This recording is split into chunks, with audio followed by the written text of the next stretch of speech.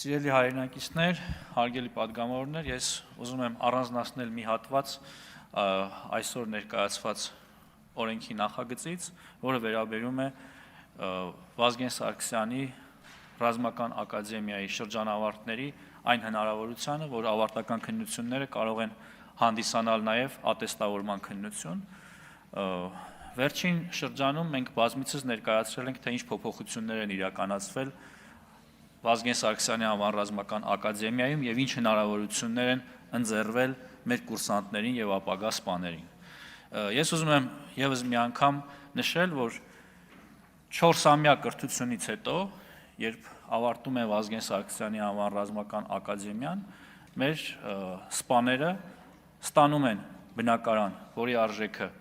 այսօրվա գներով 35 միլիոն դրամ է, այսինքն Երևան քաղաքում կամ Հայաստանի Հանրապետության որևէ հատվածում մենք նրանց տրամադրում ենք սերտիֆիկատ, որի միջոցով նրանք կարողանում են կատարել այդ գնումը։ Իհարկե սա ենթադրում է, որ 20-ամյա պայմանագիրը պետք է ամբողջությամբ իրացվի, բայց նաև ուզում եմ նշել, որ գերազանց առաջադիմություն ունեցող յուրաքանչյուր սպա, որ ավարտում է ակադեմիան, կարող է ստանալ 620,000-ից մինչև 750,000 դրամ աշխատավարձ։ Եվ հարցս հետևյալն է. ասեք մի մասնագիտություն,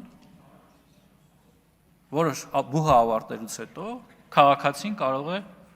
անմիջապես վաստակել 620-ից մինչև 750,000 դրամ աշխատավարձ, բնակարան, այսինքն մարդը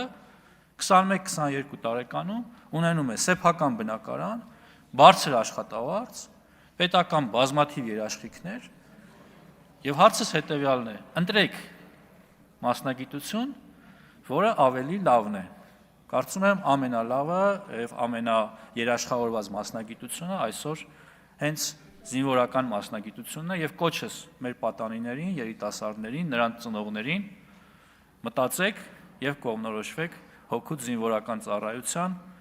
եւ սպայի պատվաբեր պաշտոնին ու դերին։ Շնորհակալ եմ։